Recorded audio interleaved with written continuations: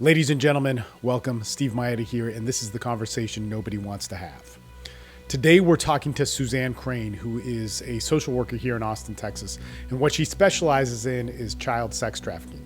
Now, Susanne and I, we've known each other for a long time. We've been friends, and we really dive deep into many topics. But one of the reasons why I wanted to have this topic is there's a lot of controversy around it. Now, you might be thinking, what controversy is there about it? We see people politicize sex trafficking, sexual acts, misconduct, sex working, and so on. We see people do it on the right side, the left side, the man's side, the woman's side. Yet at the same time, we don't really hear what happens with this. And one of the sad and scary things about all of this is we see just how prevalent that this is, that it happens in the US, that it happens here in Austin, Texas. And more importantly, we get to the solution of it and not just buying into a lot of the hysteria or gossip or politicizing of these hot topics.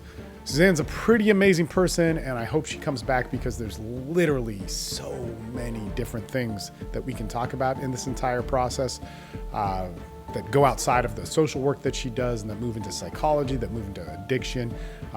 Man, she's just a great woman. You can follow her. I put her links down below. She doesn't really have anything to sell. She's not promoting anything. This is just one of those things where I think people need to hear this, and I think people need to hear more of it. So without any further ado, this is Susanne Crane, and this is the conversation that nobody wants to have.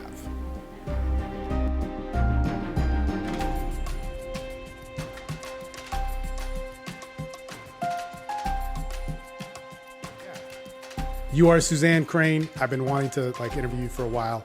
And we've become good friends in the process of this, as well as a lot of stuff. Yeah, there's so much to talk about. It's very cool. But before I tangent off, you work with human trafficking. Yeah. So right now I'm working with child sex trafficking and exploitation. And so it's mainly domestic sex trafficking. So that's here in the United States. And, most people don't realize how prevalent it is here. Yeah. But I've been working with trauma survivors in general for about 8 years, survivors of violent crimes. Man. And so in that, is it always human trafficking or? No, it's domestic violence, sexual assault, human trafficking, child abuse, basically all of those victimization styles.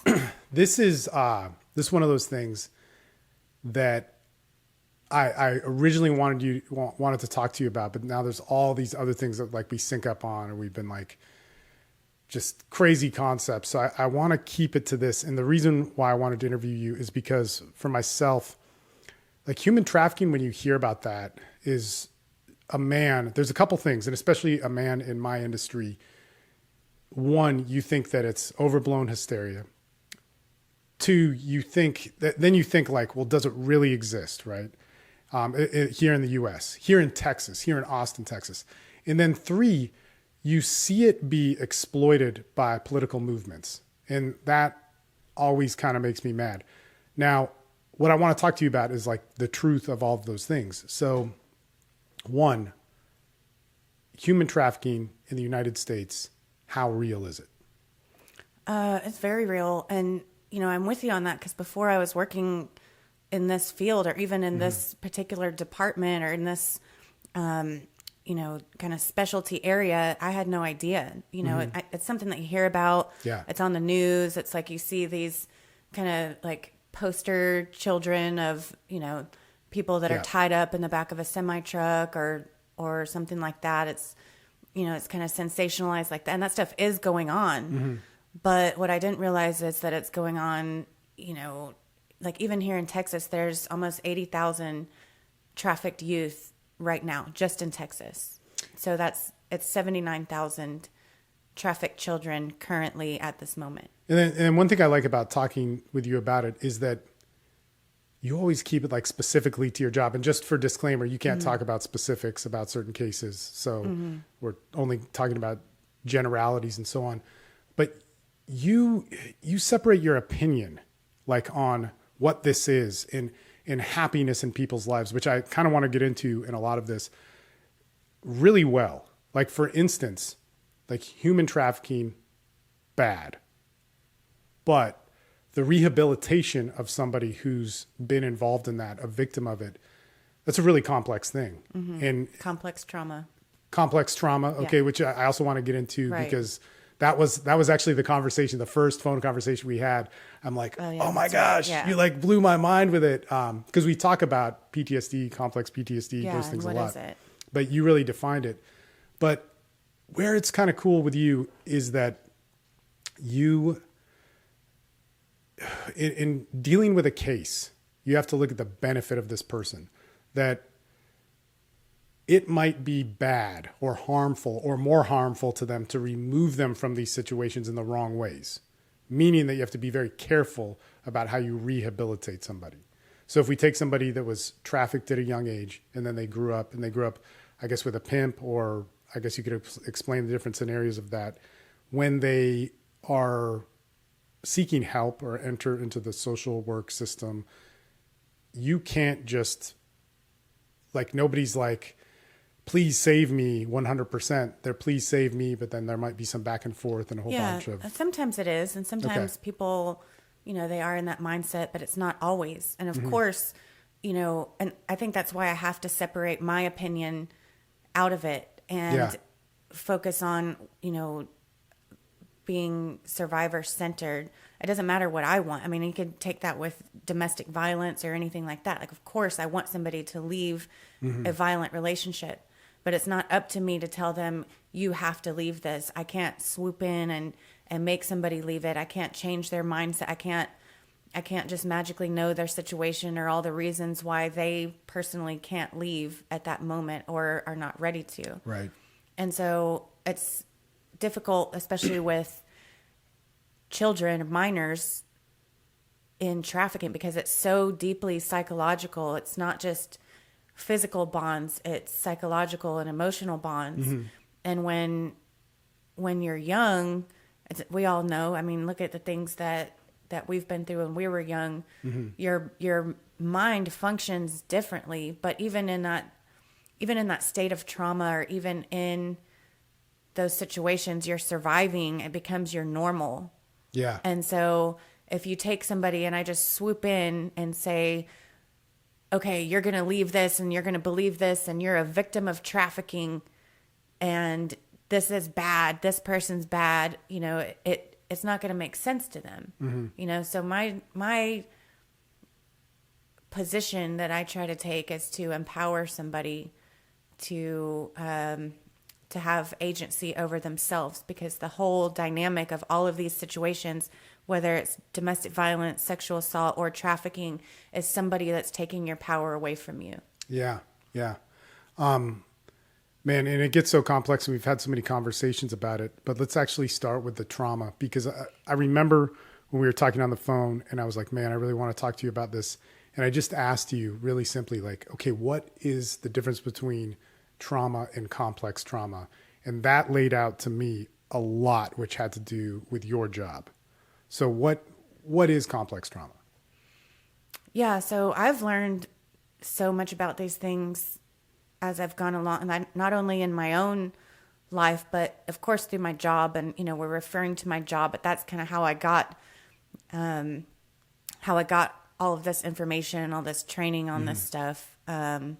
But so a trauma is something, I mean, you can't usually get through life without experiencing trauma in one form or another.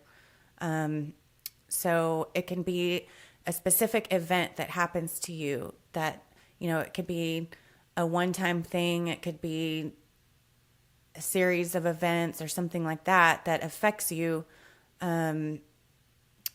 dramatically. But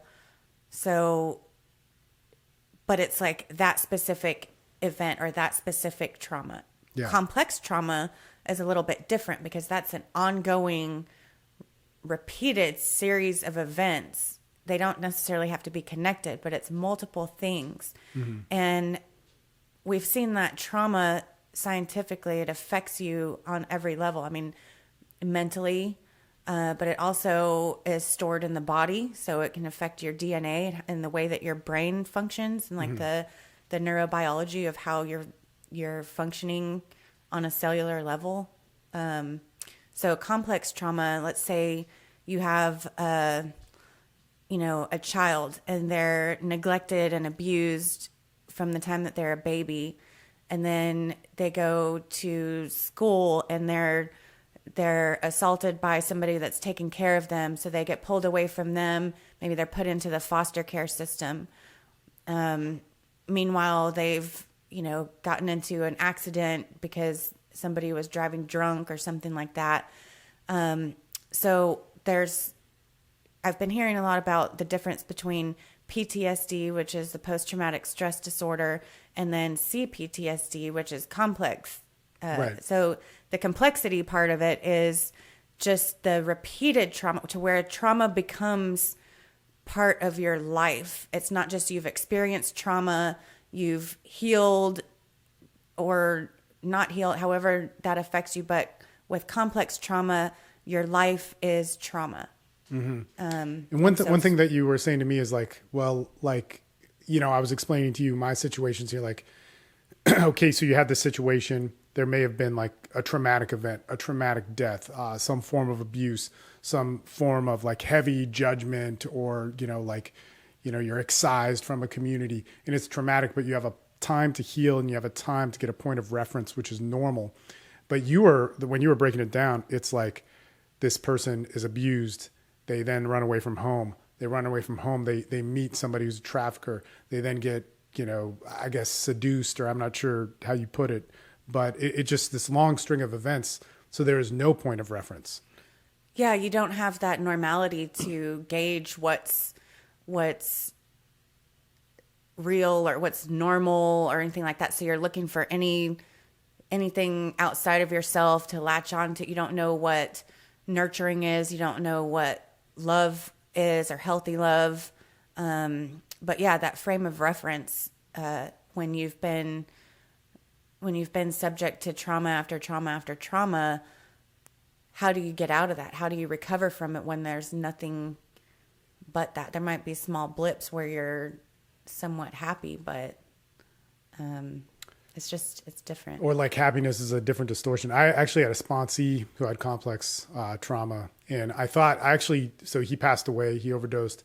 I thought he was lying about it, and at his funeral, and I mean, it's like, I don't really care if you lie, but it was just so extreme. I'm like, come on, man, you're drinking like your puppy's blood, or like crazy stuff, right? And just the level of abuse was like, you couldn't make it up, or maybe you could only make it up. It was just so intense. And I remember asking his dad and his brother at his funeral, which I knew them before, but it was just like, geez, man, like they were like, no, that's true. And I'm just like, Jesus. Yeah, that's a good example, because it's hard for us to wrap our brains around something like that. Like a kid drinking their puppy's blood, and like their family members knowing about it, and whatever was going on with it. Maybe it was ritual abuse or something like that. But think about that kid who's in that situation, and the family members know about. They're like, oh yeah, no, that's true. Yeah. That becomes your normal. Yeah. And you don't know another version of normal besides that. Yeah. Yeah. In the world of where we get into child sex trafficking, which you distinguished an important point on that on a Facebook post that I saw, but it was that anybody underage is considered a child. So 18 and down, or below the age of consent in whatever state you're in.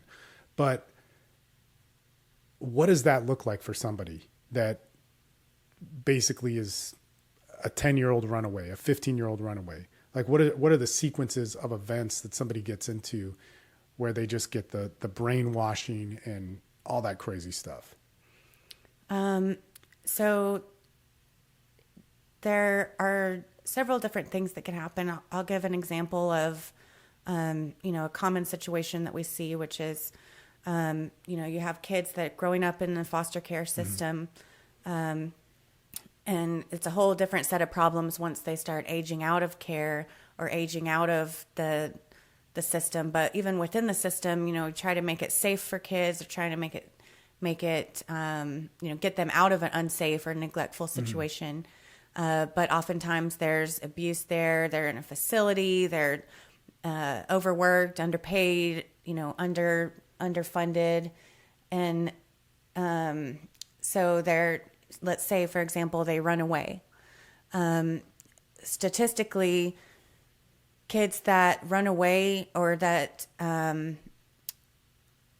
coming out of a situation like that, a runaway will be contacted in some way by a trafficker within 24 to 48 hours. So they'll have run across or been approached by a trafficker within that short of a time. So this is again one of those things that's hard for people to imagine. Yeah. Right. So yeah, just kind of, So how does that happen?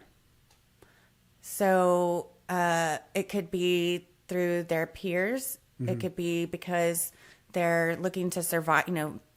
Where are you going to go when you're that age? Like you have maybe your friends' houses, maybe somebody who's older who has an apartment, something, it just depends. Well, I guess the thing is like everybody just assumes that there's these predators just waiting out there. Yeah, lurking in the shadows. But is it that, or is it a sequence of events with bad people going into like, I guess, lower rungs of society, It's not always the stereotypical, guy with the hat and glasses that's lurking in the bushes, right. like waiting for these kids, Mm-hmm. at the bus stop or something. It's, a lot of times it's more nuanced than that. There's, oftentimes it'll be a boyfriend maybe who's older, who's saying like, let me help you. Like, I see you for who you are. Mm-hmm. I love you. Let me take you and buy you something to eat. Like, get your hair done, make you feel pretty because you're beautiful. I could see you, yeah. all of those kind of. And nobody's really given them that before in their life. No. So right. It feels like, oh my God, yeah. they're craving this love. yeah. They don't have the nurturing parents, even though it can happen to anybody, even if they do have that. Right. But think about somebody who's never had that and they're seeking that, and then somebody comes along and gives it to them. Right. So then that's how it kind of hooks you in. And then these are known more as like a Romeo style of pimp, okay. which is based on more of like the love bombing scenario. Yeah. And so then it may be like, okay, well, if you love me, then you'll do this for me, or. And then what would that be? Like having sex with other people for money or? Yeah. Okay. I mean, any of that kind of stuff, right. it comes into play. Or would it be like, does it start off in a sequence like get these drugs or whatever? Or yeah, I mean, it could be any yeah. of that stuff. It's just tricky. It's not always linear. It's not always the same. But I think that seeking or that grasping for that love, right. however, in whatever form it comes, is a key element a lot of times. And then let's say it's a different style, a non-Romeo style. What is the sequence for that? So another style, and it may start out the same, mm-hmm. but then, or it may be like, oh, well, you want me to give you what you need, then you need to do this for me. It's more of a power thing. Right. And so it could be called like a guerrilla pimp. Okay. So those are the ones that are going to be using more violence. They might, keep you in a cage at night and let you out if you act right. And this is stuff that happens like in Austin or. Oh yeah, this happens all the time. Okay. So it's hard to believe, I know. Yeah. So literally a cage. Yeah. So, man, that's crazy. And like all night, or I guess it's different in all situations, but. Well, maybe during the daytime, and then they let you out at night to go work and get your money. And then, it's like kenneling a dog or something. Yeah. But if you think about the mindset of somebody that's in that situation and they're so desperate for love, maybe they had an abusive past, so the violence feels like home. Right. Maybe they had, maybe they had a neglectful parent, and so somebody showing them that attention, like even if it's negative, mm-hmm. feels like love. Like I've heard somebody say, well, I feel like if a man hits me, then he must really love me because, he's that passionate about me, or I'm able to bring out that level of emotion. It's like, the mindset is different when you're so desperate for Yeah. that love. And this makes me want to get to another set of questions, which are really uncomfortable. And I feel bad about asking them. I just want to put a disclaimer out there. Like, I don't agree with human trafficking or anything like that. And we've talked about like how it's overall a bad thing. But here's one of the things I think is important when you rehabilitate somebody. And I have no experience with human trafficking, but we've talked about this, and man, you're on a different level with dealing with people with trauma than I've ever been. But you can't just convince somebody it's wrong. Like, part of them loves this. Part of them sees this as a good thing. And let me just not talk about human trafficking. And I guess I'm asking you about that to educate me. But let's say if it's extreme violence, let's say if it is violent and sexual, whether they're victimized or they're being the aggressor. When you deal with somebody like that, if you just say it's bad, it's like you're taking away their culture. You're taking away their sense of self. And you have to respect and honor that person's sense of self, as wrong as it is, as flawed as it is, or else you're just going to get resistance. You're going to get, it's just us against them. And then rehabilitation also can be daunting. Like, it can be like, man, you want me to be on the other side of things? That's impossible, you know? So when you're talking to somebody who has basically been put in a cage, they can consider this happiness or normal. Yeah.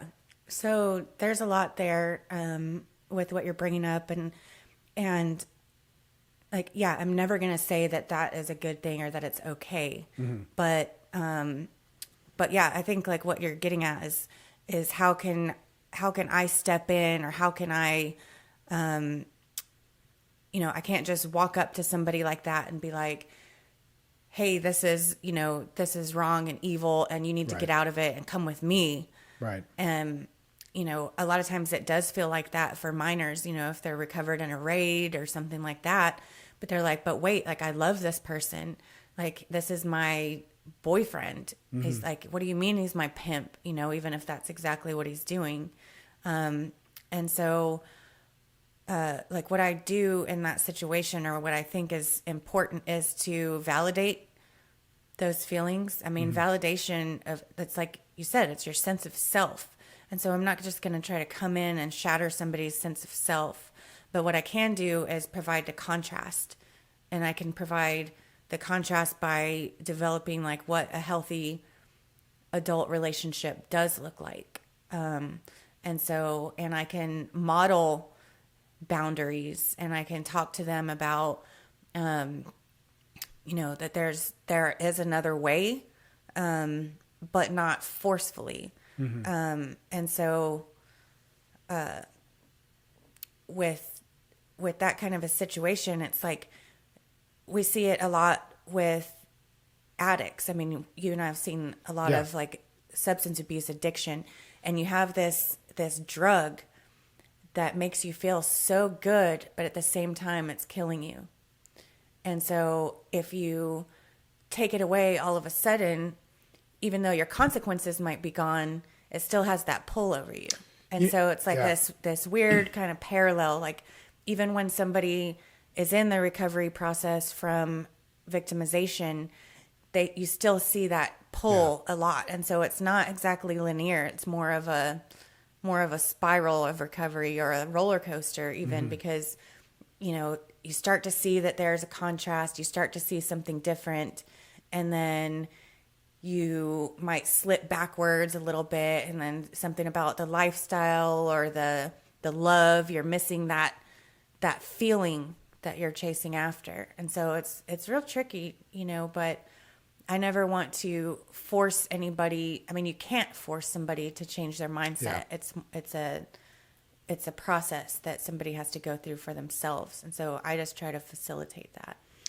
When it comes to these things, like when somebody's just, I guess, for years, or even if it's 6 months, it probably causes like heavy damage. Kind of like, I guess if you'll see this with like heroin addicts. If they just use for a short time, it affects a huge part of their sense of self.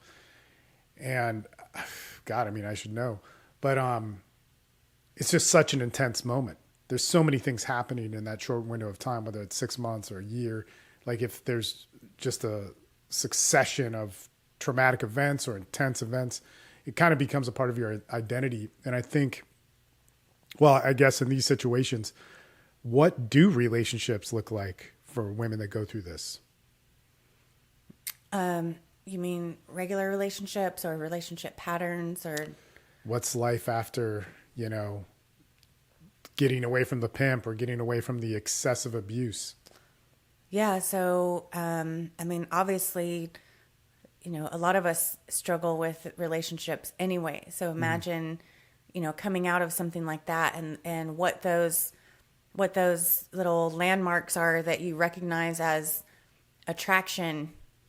They're not the same when you've experienced trauma like that, or when you come from a background of abuse.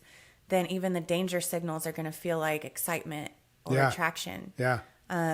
You might not have boundaries. You might not have self-esteem. And so you can imagine how it's easier to be victimized again by someone who's just trying to get what they can get from you. Which is kind of like why I'm at, does the pattern continue? It's got to be a hard pattern to break. Yeah, it often does. They have done studies, and there's, science to back it up, that those attachment styles that are formed when you're a small child with your nurturing of your parents, like depending on whether you're neglected or nurtured or kind of given the, how you're nurtured as a child helps you form your attachment styles. Right. But even one healthy relationship with an adult, like a healthy relationship, can help to rewire that stuff. And so, part of what we do is helping to be that healthy relationship, to be that connection, and to form that sense of community, because it's rewiring stuff. It's planting a seed. And so, I mean, we're all constantly learning about healthy relationships and what works and what doesn't. I mean, that's half of what we're talking about all the time here is kind of picking this stuff apart. But it just gets a lot trickier when you're dealing. I mean, it's dangerous. It really is. A couple things, and like this is just what you think. I get that there's no scientific evidence on this, or maybe there is, but do you think, like when you deal with an addict and you deal with violence and you deal with abuse and you deal with whatever drug addict stuff of just feeling alone and isolated, you build up certain bonds within yourself. And then with addicts, a lot of times there's sexual assault for men and women and abuse and all this different stuff. What happens when sex is the main leader of that? Do you think that causes a different type of relationship with the healing of trauma? Because man, sex and violence are hyper. They're just crazy. Just how we process them in the brain, and they stick. One traumatic event, not complex, but one traumatic event is going to really shape somebody's mind for the rest of their life. And that doesn't mean that you're screwed. There's great therapies like that have come up with that help that. But when it's purely sexual, or that's the main, that's the leading force in it, or I don't know how to word it, man, that's got to be a different level of mindset that you see. In dealing with addicts and in dealing with people who deal with sex abuse trauma, do you see a difference? So, I mean, I could draw some parallels, I'm sure, but you're talking about, like, there's sex addiction. That's a thing, obviously. Right. And then there is sexual trauma, or sexual dysfunction, or, there's all of these kind of different things. But, I guess I could relate that to addiction to a drug, and especially a drug, like, let's say alcohol, for example. If alcohol is your drug of choice and that's your problem, you're an alcoholic. But every time you go to a corner store, you have to face it. Mm-hmm. Every time you go to a grocery store, you have to face it. Or what about people with eating disorders, but they're still forced to eat to stay alive? Yeah. So I don't know. It's tricky, man. Like with sexual trauma like that, a lot of times I think people can compartmentalize it. You know, you'll Right. have the side effects like the self-esteem stuff, or, you know, allowing things that maybe you're not super okay with, like a lack of boundaries or a lack of a sense of self. And so those things can come up intertwined with sex. But what I see a lot is like a dissociation or a compartmentalization of sex from the trafficking. But then that can always get triggered. You know, it's, you know, I've only heard bits and pieces of people talking about this, but, you know, from what I have heard, like those are some of the things that come up. Like, you know, maybe it's the triggers, maybe it's the kind of detachment Yeah. method, or You know, it's weird. Like whenever I talk to males who've had sexual abuse or sexual shame, because man, they could fit in the same light. And there's differences, but this is what I'm getting at: is there's differences to all these different things. Like one might be that if somebody has a lot of sexual abuse, they'll compartmentalize it in a certain way where it's a secret, or they might become hypersexual, or their fantasies might just like they'll polarize it like massively, you know, like a really good person, really crazy person, all this sort of stuff.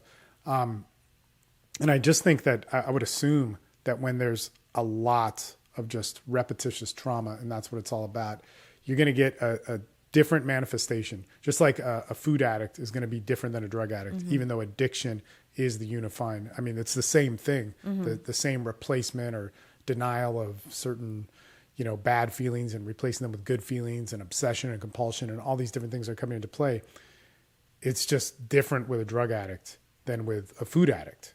And with a sex addict, I think one, it's going to hit so deep, the feelings are going to be so abstract. And then to work through them, like you may think, I guess this would be a good example of an assumption that I would have, but I've seen low level examples of it. You may think that violence is bad. You may be convinced of it. But as soon as that man or woman enters into a relationship, and maybe they're tricked into it, right? It's like, it's all good. But then when sex is happening, it turns into violence, or it turns into abuse. And it turns into like really degrading, shameful acts. All of a sudden they're saying yes to it. And it feels good at the moment. Like in the moment, it's like this great thing. As soon as it's done, it's like, how did I screw up? How did I do this again? This is me. I'm a terrible person. I try. And like, there's just this sense of hopelessness. shame attached to it. Yeah.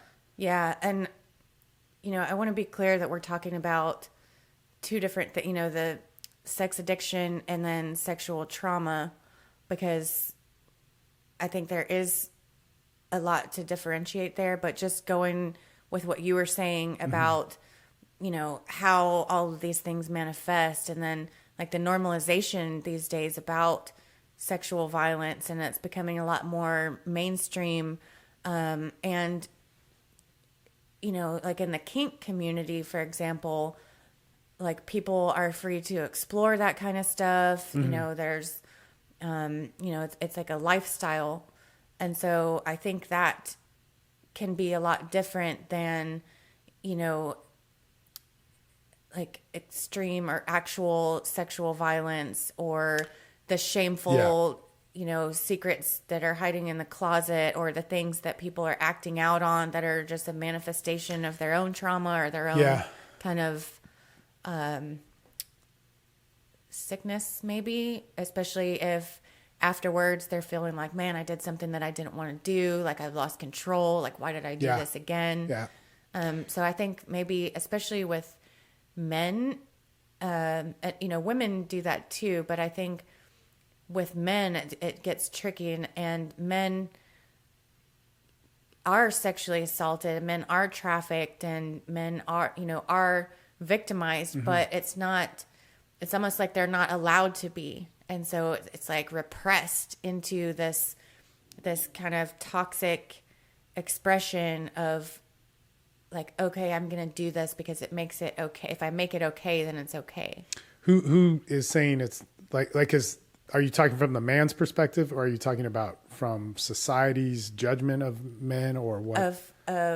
If a man is being trafficked and processing the abuse in a certain sort of way. Yeah, I mean, it can always look different. You know, I was talking about society or from his perspective, Right. or even, you know, we were kind of going off on a tangent about sex addiction too, but it's all kind of intertwined totally. because it's like this repression of trauma, but not just to the individual. It's like a collective kind of repression. Like, let's just not talk about this. Like, we know that this stuff exists, but we're not saying it, or it's not in my neighborhood, or it's not in my city. So I want to kind of bring up a different point, but I want to come back to what we were talking about. It's so hard because there's so all many over the place. Yeah. Yeah. but okay. So when we get to violence and sex, that is different than violent sex or rough sex. And I want to make a clear definition of this, because it's clear to me, because I've experienced it. Man, I don't want to go off on too much of a tangent, but like, you know, my first girlfriend, she was kidnapped, she was raped. It was like a big deal. Then when I started having sex, like years later again, like I remember this one girl, like where it was the craziest situation. It makes me happy to talk about, but it was kind of traumatic too. But she took me to a certain place. It was like amazing. This stuff never happens. But I was so like repressed at the time. I didn't know how to like make a move or whatever. So she like pulls me away, and she's having sex with me in this this space which we had access to. I'll say that. Okay. And she's like, choke me and slap me, right? And I'm like, okay. And she grabs my hand and she puts it on her neck, and she's like, slap me. And I slap her. And then I was like so excited. I like came right away, and I'm like, oh my God. And I felt all bad and whatever. My first thought is like, because I was into it. I was like, man, this is amazing, right? My first thought as soon as I came was, holy shit, I'm like the guys that raped my ex-girlfriend. And this is, and like, fuck, and da da da. And, you know, for her, it's like, you know, this totally different experience of like, oh man, that was awesome, or whatever, you know, she's going with. But I just remember how basically mind fucked I was, right? Yeah. And then I started to realize many women asked me to do that. And then I started to realize, okay, this is good. But it was still polarizing to me. It was like, okay, there's a side of me which is good, but I'm really like them, man. I'm really like them. And I forget when it switched. I think when I just met more women, talked to more men who had these experiences, it was just so common. But where it switched was I met this waitress and I hooked up with her. Such a bizarre experience, man. It was so terrible. There's a lot to this. I'll tell you the long story to it later, but basically we hook up, and as we're hooking up, she like, no sex yet. We're just making out. And she gets really vicious, like really like violent, like hurting me. And I'm like, holy shit, what the fuck? But you know, I'm dumb enough to continue, and I'm like, all right, we're gonna see how this goes, you know, like play it like out. all like you threw the gauntlet, I got it, and man, it was terrible. It was so bad, and it was so, and it lasted for like 5 hours because I couldn't continue, but I kept continuing, and I just remember we started to have sex, and as soon as, like, I didn't pick it up at the time, but it was for 5 hours because it just went back and forth. So man, I think I just did end up giving up and leaving. But as soon as I'd get more into it, it would be like, boom, like punch me in the face, like full. And I'm like, fuck are you doing? You know? And then I'd go limp, and then she'd be like, I can't believe, like, wow, this is happening to you. And then I'd be like, well, okay, let's keep fucking. And so I'd get hard again. And then she'd just like my eyes, like gouge my eyes, like stick fingers in them and like bite me. And like, it was crazy. And I just remember just like hitting me with stuff, like grabbing like bottles. And I'm just like, whoa, Jesus. But I couldn't continue. And she just kept like shit talking me or then like being more seductive. And I remember, God, it was so crazy, man. I was like all beaten up the next day. And my neighbors saw me. They're really good friends with me, and they're good people. And they were just like, whoa, what happened to you? I'm like, oh man, this chick was crazy. Like, I don't even know what to think. Like, I'm just like shell shocked by it, right? Yeah. So it was like degrading you and being violent towards And you. then like love bombing and all this sort of stuff. Yeah. So it was kind of like this back and forth. And like, but my neighbors were like, dude, she wanted you to beat the shit out of her. That's what she wanted. Like, and they actually, not how I knew them, but they worked a lot in the kink scene. Mm-hmm. They worked a lot in the swinger scene and just knew a lot of stuff, which it just got a lot of, I guess, different perspectives on sex and sexuality. And I was like, man, I think you're right. I don't know. I don't want to put words in her mouth, but this was so non-sexual. This was so non-fun. This was so not reciprocal.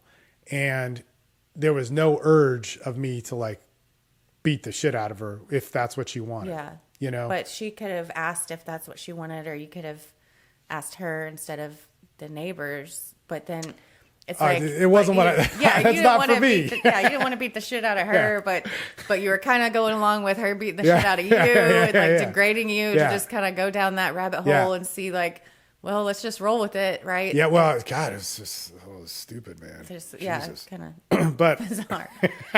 But like what I'm hearing from these experiences, and even the first one that you told me about, where it was kind of taking you back to that incident, with your girlfriend who was victimized, and then exploring that part of yourself, like, what is this? Like, how do I enjoy that? Am I becoming like those people? Yeah. And, we've been talking a lot about shadow work, which is kind of going You're taking in. it there. I mean, I'm going to have to go for it. Yeah. But in order for you to process what happened to your girlfriend, which is a traumatic event for her, but also a traumatic event for you, is the secondary trauma, and then feeling powerless over what happened to her, and then like how could I have controlled the situation or stopped it, or all of those things. But then in acting out those things, it's like, well, what is this? Like, am I like these people? Yeah. But it's exploring that shadow part of yourself that's like a repressed thing. Like, not that you are like those people, but this is a way to kind of act that out and get control over it. Like, if I can become them and I can control this thing within myself, then I could control it somehow. It's interesting because like if we go to the shadow and we go to those different things, and man, we got to remember to circle back to some stuff. That I know we always get lost. But we'll probably go off on this one. Yeah. So if we go into the shadow, is the shadow just mimicking something, or is it something within you? Like, like are all those violent characteristics, all those things that every human being has done, are they within everybody? And I know this is like an arguable social thing, because it's like, well, some people are mentally ill, some people are this. Like, there's a difference between a sociopath, a psychopath, and a normal person or whatever. Right. But is there a side of us that relates with it? And I think there is. And the way that I think about it, and we don't know, right? We're talking about this, and just me talking about it is philosophically just a helpful thing, right? So I feel that all of us have some sort of a taste for that within us. And it can be disgusting and disturbing. Like, and again, we're talking about some heavy issues like human trafficking and all this sorts of stuff like that. This is unrelated to that, just for the sake of this argument. Yeah. So when we get into that situation, like people kidnapping and, torturing, gang raping for hours, my ex, throwing her out of a car, all this sort of stuff, there's a side of me which maybe that could have woken up, right? And it was like totally unprepared for it. Like, it was such an insane thing when it happened, like just totally unprepared.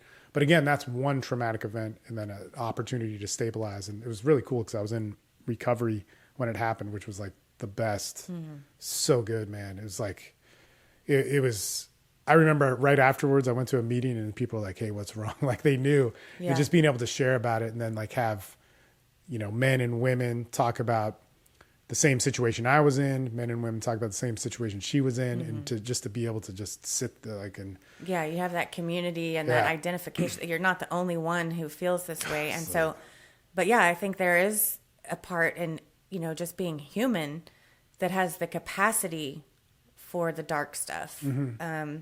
And, with the shadow work, it's like not necessarily all dark stuff. It's just things that are repressed parts of ourselves, or things that we have maybe shame about, or things that we're not necessarily realizing about ourselves. But if you can go into those places to the part of you that has the capacity to do those things and explore it without, of course, actually harming somebody. Or there's a difference between actions and integration. Right. Yeah. But I think in the sexual stuff that you're talking about, like that's kind of a safe way, especially if it's consensual.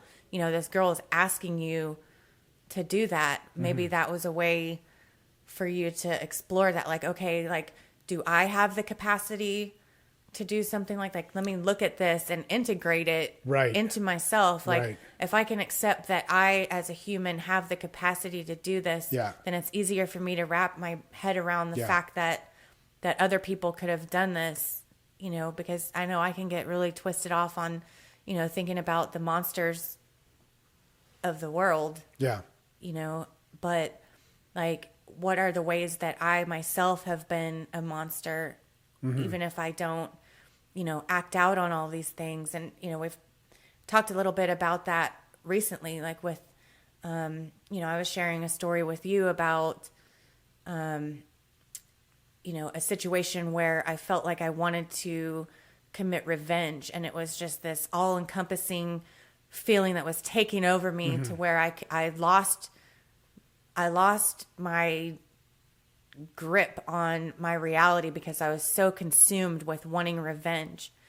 But I knew I have enough recovery, I have enough sense to notice myself in that condition and be like, okay, I don't want to act while I'm out of control feeling like this. I think when it comes to things like the shadow isn't bad. It's us who are afraid to see it because it represents something that hurt us. So for instance, like, this might take me a while to explain. I don't even know if I can explain it, but like rough sex, violent sex, not violence, but consensual choice exchange happening where there is a power dynamic in it. That is just so this animalistic, crazy, primal distinct thing. Yeah. That could be me stepping into my shadow in a safe area. Right. But here's the thing. Like, I've really been like totally mind fucking myself, for a lack of a better term, about what that means. And even at a certain point when I felt I had it integrated, because there was a time where it didn't bother me at all. Like, man, when that happened, obviously it was way worse for her in like so many different ways. You can't compare, right? But it affected me greatly, massively. And secondary trauma or vicarious trauma. Nuts, man. It was like so crazy. But so then got totally good with it. Like, able to talk about it, give speeches about it. Doesn't affect me. You start doing some recovery stuff around it. And it literally is like, oh, it's an event, It's like, yeah, that happened. And it made me terrified and sad. And if I still talk about it now, I can get that way, but I bring myself out of it. Later on, it came up, in forms of like some PTSD I was not expecting, which is like the worst. That's what I mean, of how it's not always linear. It's like you've processed it, you've healed it, but then it's coming up in different ways. Like it's not a straight line. It's a cycle oftentimes. But then that had me go further into the shadow of these things that perhaps I was doing to normalize it or medicate it or whatever you want, whether those are sex acts, whether those are like humanitarian acts, whether those are whatever, like even doing like this podcast. I really had to go in to see what that was. Like, so in the form of PTSD later, like night terrors, waking, like hardcore visions, like we're almost at, well, I guess I can say it. We're almost at my clean date. On my clean date last year, I was seriously going like, all right, I'm going to find some way to kill myself or get high and pass out. And I don't mean that, God, that's so hard to say. Like, I don't mean that in some psychologically unstable way. It meant that every time I closed my eyes, I saw rape and violence, and I couldn't stop it. And I couldn't stop it. So I couldn't sleep. So how else am I going to sleep? If I just wanted it to stop. Oh yeah. So, and it's crazy. I mean, like, that's one of those things where it's like that discipline of recovery. It's like, Jesus, man, knowing how to pick up the phone and being around people and all that sort of stuff. But that was like, and the weirdest thing is I was like, wow, this is my anniversary, of my clean date. I'm like, it's like so horrible a way to spend it. But I was so screwed. I'm like, I couldn't even really care about that either, Yeah. So, what I guess when exploring the actual dark side of it and going into it, it's to fully accept it. And then all these different ways I attempted to integrate it, or whatever you want to call it, are ways they're a part of my expression. They're a part of my personality. Yeah. They're a part of my sexuality. They're a part of like all these different things that then have to be accepted rather than seen as medications, for it, or seen as forms of healing of it. Is just, it's who I am now. It's integration. I mean, it's integrated into yourself. Yeah. And so, yeah, I mean, and that's similar to, that revenge experience that I was talking about. Like, I had to go all the way into, once I was able to make the decision not to act on it. Yeah. But mentally and emotionally, I thought about it. I planned it out. I was contemplating the deepest, darkest actions, you know. And so if I'm able to go to those places in my mind, does that mean that I am, a killer or like this monstrous person? Or is that just the capacity that I have as a human being? Like that shadow aspect, it's like, okay, like I see this, I'm accepting this about myself. I don't have to act on it because I've already acted it out and experienced it in my mind. It's like when we watch a movie or you get sucked into a really good book and it's like you're there with the characters and you're experiencing it.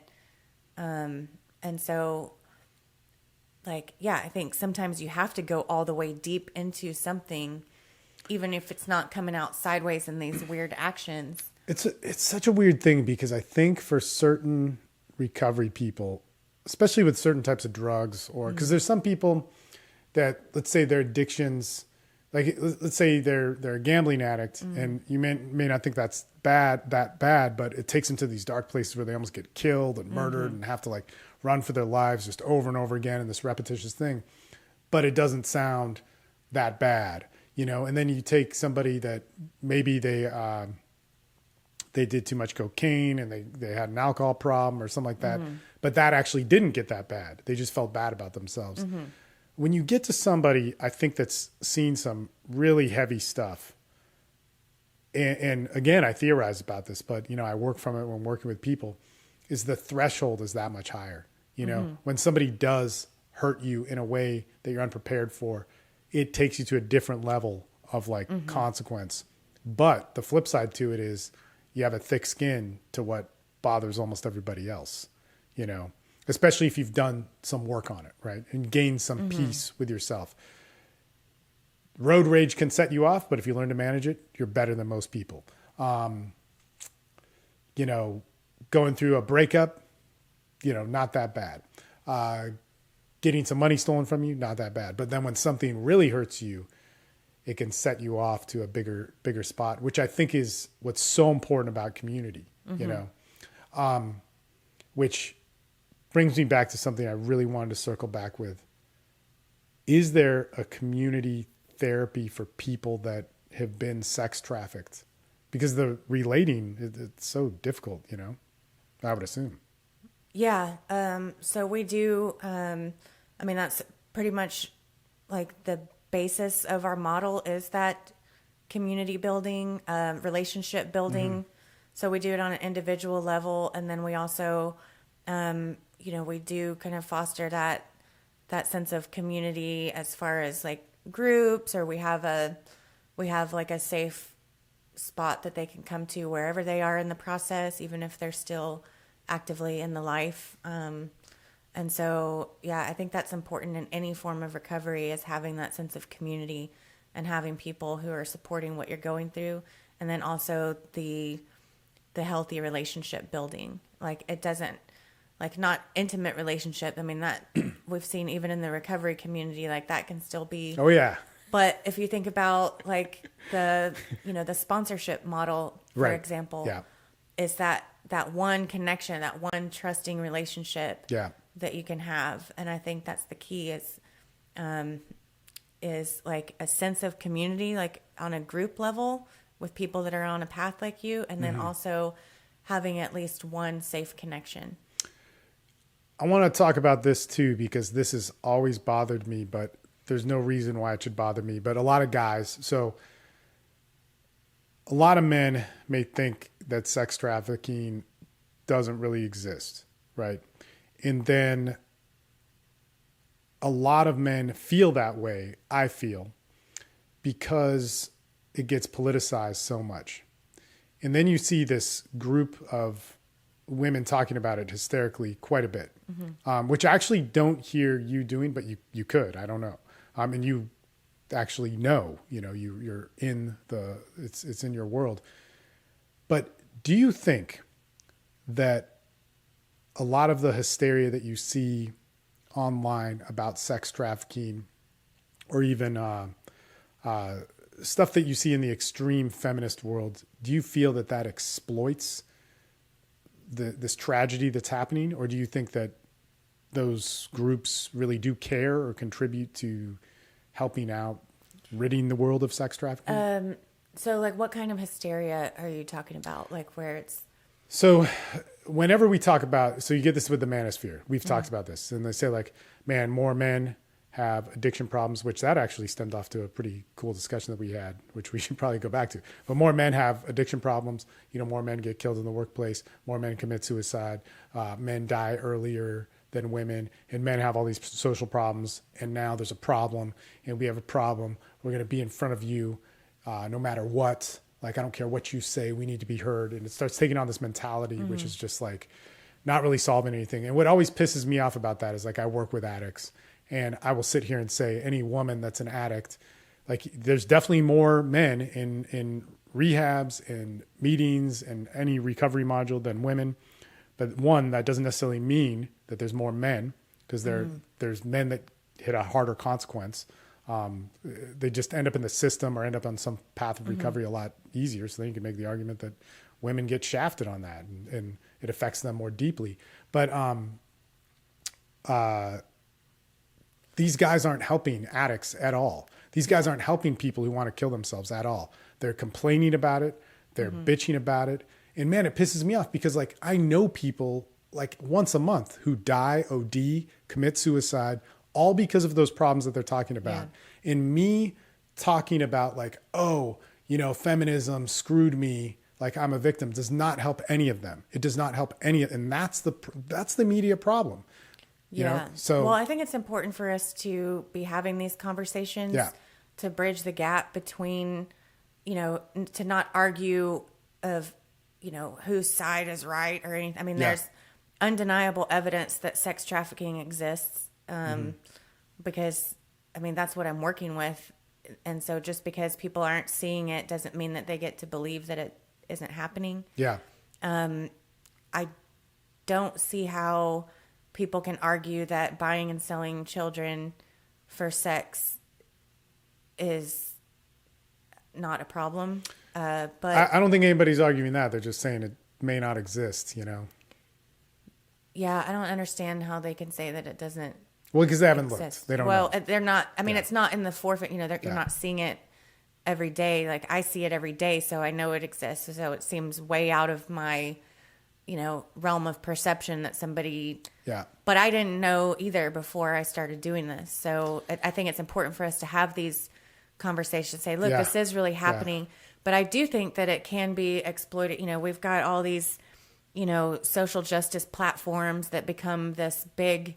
And I think it should be a movement, like it should be talked about, screamed about, and all of those things. And, the child sex trafficking and the pedophilia is becoming a big hype in the media currently, which is good, with the Jeffrey Epstein stuff and the stuff that's coming out. People are talking about it, which I think is good. Right.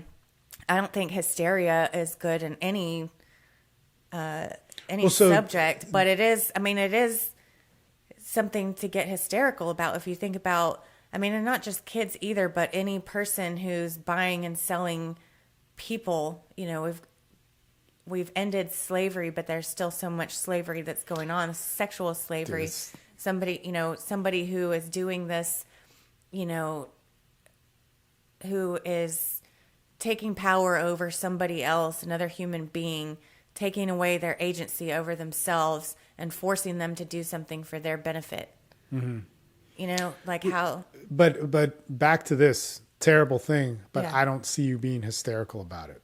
Yeah. I've never seen you be hysterical about it. I've always seen you talk about it, and you see the worst stuff, at least here, because I remember I was telling you, like, I came back from Colombia and like I was told, like, I couldn't believe it, man. I was like, Jesus Christ. And it was like, oh yeah, it's super common. But one of my friends who's from the border of Colombia in Venezuela is that there would be these orphans that are like 15-year-old girls, or maybe they're even 20, but like they're sold by their family, and it's like for $700 US, right? And then like some foreigner, Americans, Germans, British, whatever, like 6 guys will buy her, and then they're like, well, we're done, and we're going to another country or whatever, and they'll try and give her back to the family, and the family will take her. So, and this could be men and women. It's not just women. This person's just like some orphan, on the streets of, Cartagena or Santa Marta or whatever. And that's their life, and that creates a culture then, in many countries where this happens. So it's just a crazy thing. When I hear people politicize stuff, right? So what are they talking about with Jeffrey Epstein? They're talking about how he wasn't killed, how that this is another reason to blame the Clintons or powerful people and to buy into a conspiracy. But is the problem being solved? No, nobody cares about the problem. Like, in every crazy person I know always cites pedophilia and some sort of rape, sex, or trafficking, torturous thing as like the ultimate evil. So now you have to buy into my conspiracy theory. I don't see people actually helping this, right? They sit around talking about it and talking shit online, whether it's under the guise of feminism or QAnon or support Trump or support Obama or whoever the hell it is. But I don't see people actually helping these people. And that's what's screwed up. And yeah, man, just bringing it back to addiction, that always bothered me. That bothered me massively about the war on drugs and the poster children for. Yeah, it's just, it's ridiculous, Yeah. So. Yeah. So what can we actually do about it? Like, that's. I don't know. Well, I mean, like, that's you. Yeah. Yeah. What can a local person do about sex trafficking? Yeah, I think just being aware of what the signs are, some of the things that open your eyes to, now that I'm aware of what it looks like, and it's not always, this picture perfect thing that looks like, something that you'd see in a movie. Right. But there are, just educating yourself, so that you recognize it when it happens. Being ethical about your own sexual practices and like what you're participating in and what your boundaries are as far as like what's okay or what you're participating in. And then us having these conversations, that are getting rid of the myths behind it, or that are opening up these avenues for, men to talk to women or people who maybe have ideas about it or think that it doesn't exist. Well, it does exist, but instead of hysteria, us having conversations to actually heal the stuff that's going on in our society right underneath our noses. If somebody wanted to get involved in helping, what could they do? I'm sure there's a lot of volunteer opportunities in different communities. I think it goes back to that education piece about educating ourselves and then talking to other people about it. Like you, for example, like you're seeking out this knowledge, you're talking to people about it, you're asking me questions, but then you're letting other people know. And, we're doing this interview so that we can, share what we're talking about with other people. Because I know you and we've made all these breakthroughs and these conversations that are healing things on this level, but we can make it bigger.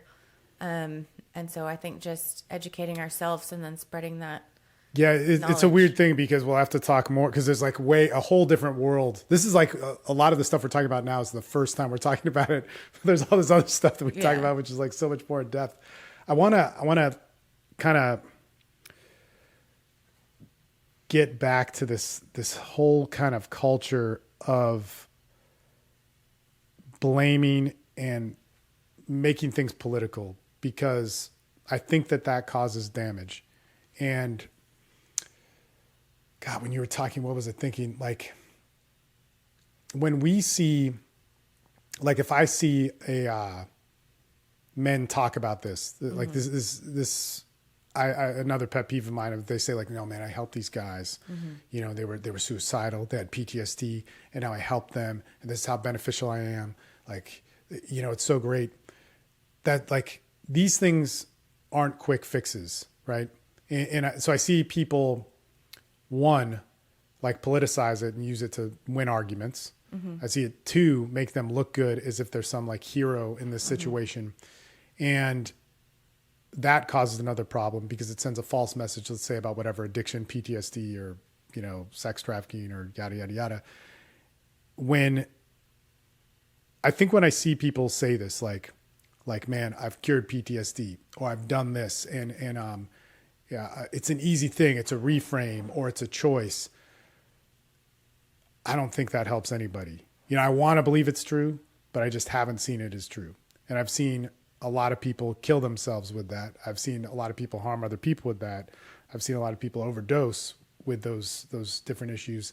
So when you see people, I guess, talk about, man, I'm going to spin this. When you see people talk about sex trafficking or addiction or whatever it is, and somehow all these other people's problems of the world are representing them to give them power to stand on a soapbox or to, win an argument or to make themselves victims. Man, I think that's one, damaging on the personal level, which is what I actually care about most. I think it's damaging on the awareness level because it sends the total wrong message of what the solution is and, how these things really play out, whether it's addiction or PTSD or trauma or whatever. Yeah. I mean, it sounds like that's just another version of exploiting somebody else's pain in order to, promote your own agenda or for personal gain.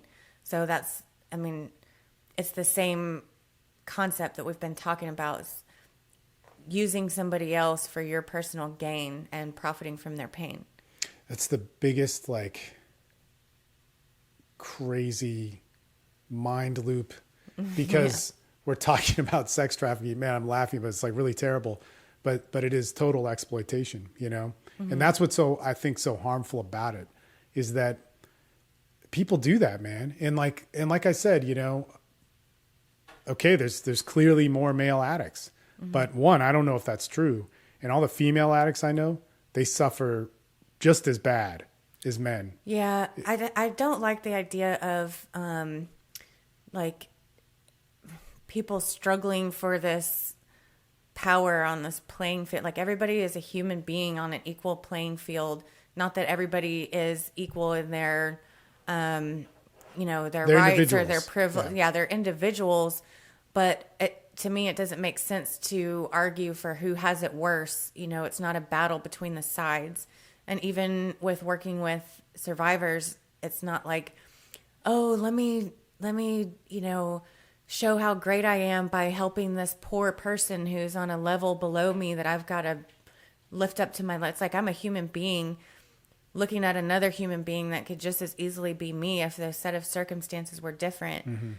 It's like, it's not all about a power struggle. It's like, okay, how can I help in this moment with somebody who's on equal footing of me, except for the circumstances? Yeah, I think it's an odd thing that, because the argument then is like, well, then how do we solve these social problems? How do we solve them? And man, emphatically, I will say not by making it everybody's problem. You solve your problems first. You get to a point where you can talk and really understand it. And man, I can't stand this whenever I hear people talk about like divorced men kill themselves all the time, which is true. Like it's true. It's a problem. Yeah. But that is very different than somebody with mental illness. And when we lump in like, oh, we're protecting men. Okay, we're protecting men. Look at the addiction. Okay, we're protecting men, or we're standing up for men. Like, look at the mental illness problem with men. Look at all the individual things and don't lump them together, because it doesn't create a solution and it causes more hysteria. Somebody who has a problem, who maybe got divorced, maybe they're going through some mental illness stuff, maybe they have PTSD, maybe they're going through addiction stuff, whatever it is, they come to these groups and then they don't have a solution except anger and blame and being louder and being victimized. Yeah. And don't get me wrong, they could be victimized by society. But my solution to that, and what I see everybody's solution who's a drug addict, in my opinion, there's many different ways to recovery, is to take the victimization out of it, and accept responsibility. So it's a crazy world, man. And sometimes you have to, accept the victimization, but it's like you're saying, like the blame shifting, it's like I could easily, be a person who says, well, I've been hurt so much by men, and look at all this other stuff that are problems that are caused by men. Right. And so that means that all men are snakes and all men are blah, blah, blah. Like, instead of doing that and, villainizing a whole group of people, like I can say like, okay, yes, like I was victimized in these ways. And so, like, what are the ways that I can heal? And then how can I also heal my idea of men as a collective? How can I have conversations with men, like we're doing right now, that are healing that stuff, not just say, oh, well, they're all just evil. So, and so it's like, it becomes this yelling match between these two sides, and it's not an oppositional war. It's like, how can we like bridge the gaps? Like, it's like when you have like two siblings who are fighting and they keep hitting back and forth, and then this one hits this one harder. Yeah. Until they're both crying, and then they get in trouble by their parents. It's like, okay, that's not solving anything. That's child stuff. Like, so I think instead of being oppositional to each other, like, how can we start to heal that? Like, accept that everybody is harmed and everybody is hurt. Like, we get that, but like, what can we do about it? Where do you see men and women go? Like, what can they do? Like, we're talking about this. We keep talking about it, but like, there's a problem. There's a big problem. Everybody's speaking past each other, You've looked at all the manosphere stuff. Yeah, it's interesting. When you looked at it, what did you see the first, I guess, couple times or whatever? Well, when I looked at it, and when I first started looking at that stuff, I think it was in coming from a place of being hurt or wanting to educate myself so that I could counter strategize. That's right. Yeah. What is the, like, what's the other team's playbook look like? So I can know what they're thinking, so then I can formulate like what I'm going to do. Yeah. And then it's like, you know what, man, like, and, I've even asked you, like, hey, what are you guys talking about over there? And like, and I don't want to have to operate with a counter strategy, like, I don't want to have to do that, but like, who's going to put down the playbooks first, like, oh, well, we got to do all that. And we've got to, manipulate this situation to get what we want. And we've got to stop them from doing this and meet this action with this reaction. Yeah. And so, I just see a lot of hurt people, man. And I see the same thing in the female dating world, which is like hurt people. And how can we put up these defense mechanisms to counter strategize against each other? It's so bad, like, man. Yeah, I mean, I don't know the answer to your question about what do we do about that, but like, how can we like lay down our weapons and like put down our playbooks and like just be real? But then, so what makes masculinity good to you? What is the ideal, of that? Like, what is great about it? So the great things about masculinity would be, these aspects of like a protector, like someone that you can trust, strength. We think of this kind of masculine archetype of like strength, somebody that that has power over themselves, so they're not just acting on any whim or like a loose cannon.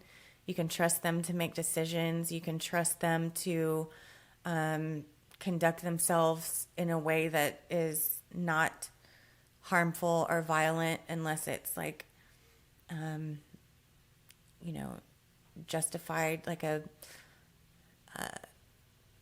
they can be strong. not justified violence, Yeah. but like, like kind of the warrior aspect where they're disciplined, and where they're a king, or where they're showing up and like meeting you where you are.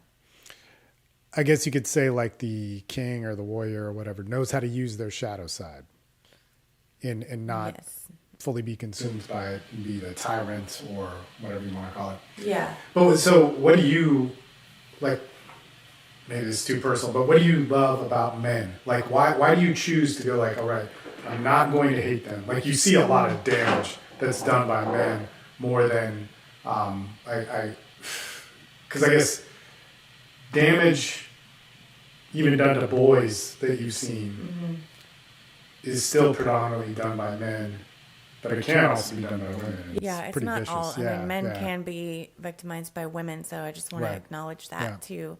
But what you're saying is like the majority. Well, the brutal violence, and we've actually talked about, like, just to make it clear to everybody out there, like we've talked about like how women could be extremely harmful. It's just it may not always be seen or seen by culture or whatever it is. But so I know you don't fully believe that. But you've seen a lot of damage. I'm in the trenches working with the effects of the harm that's caused by predominantly men.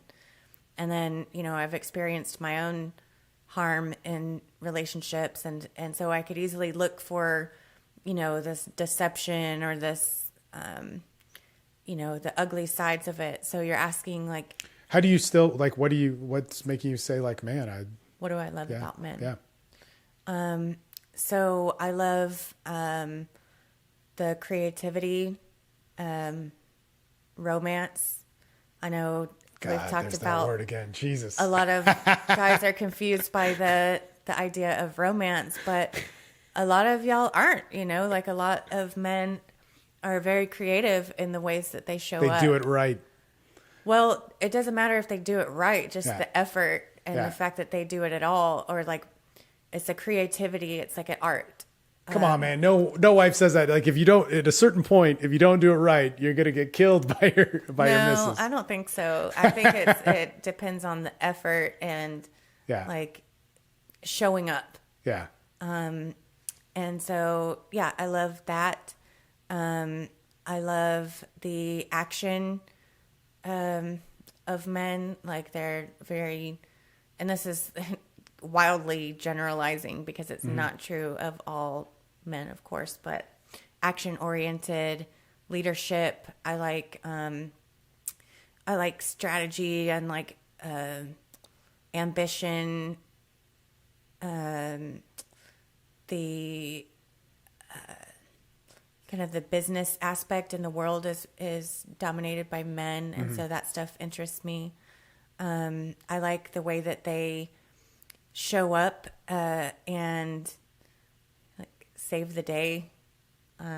It's funny because in so many ways you do those things, but also because you're entrepreneur and like, I don't know. Yeah, but these are the things that I value in men too, and so I think that is an important point that we should talk about what you just said, but just the way that they show up, and I like a man that I can count on, because I'm used to handling everything by myself. But when I have a man that I can actually trust to help me handle things, or that I don't have to carry as a partner, I really appreciate that about men. Last thing, I want to go back to this really quick because we distinguish this almost immediately the difference between sex work and sex trafficking. A lot of people will lump them together just out of ignorance or maybe for whatever selfish reasons. But how are they different? So there's a big movement now to decriminalize or destigmatize sex work. The difference between sex work and sex trafficking, if we're talking about just adults across the board, because a child can't obviously consent to sex, but with a sex worker, they're empowered, they have agency over their own body and what they're doing. They're choosing to transactionalize sex or companionship or whatever it is. And so I think, a person having agency over their own body, they're not coerced by anybody else. They're not forced into doing that, and it's not for somebody else's gain. Yeah. Yeah. And it's weird because you always, what I think is so great is you never lump them together. And a lot of other people do, like including myself when I first started asking you about this. It's like, well, different pains come from prostitution, different pains come from trafficking. You're like, well, they're two different things. Yeah. Like prostitution could end up bad in these ways, but it also could not. And you're almost like, I forget how you worded it, but it was like, if you put those together, you're really like, you're not having the right argument or not having the right opinion. Yeah. Because it all comes down to that power and control, and that, that controlling somebody else for your personal gain, exploiting somebody, taking their power of agency over themselves away. Yeah. Yeah. Well, awesome. Cool. Yeah, we did it. Yeah. We have to do it again. There's so much more, right? I know, like when we were talking about stuff, Yeah. I was like, oh, dude, this is like the least amount interesting stuff of the different conversations we have. So I know. We always end up going off on all these things. Do it again. Yeah. Cool stuff. All right. That's it. You have nothing to pitch, no website, no awesome product to buy and capitalize off of. Nope. So. I'm just here for the Cool. greater good. Thank you so much for watching this. Man, this was a lot of fun and a really tough topic, or topics that we were talking about. Give Susanne a shout out, man. Really important information here. She's not used to doing these interviews, so when we get into them, man, she did an awesome job. This is great. It's great. So I can't wait to have her back. A good friend of mine. And if you have any questions, comments, just put them in the comments down below, wherever you're watching this, or shoot me an email, steve@austinmensdevelopment.com. And don't forget to always take that breath. All right, guys. Thanks so much. We'll talk to you later.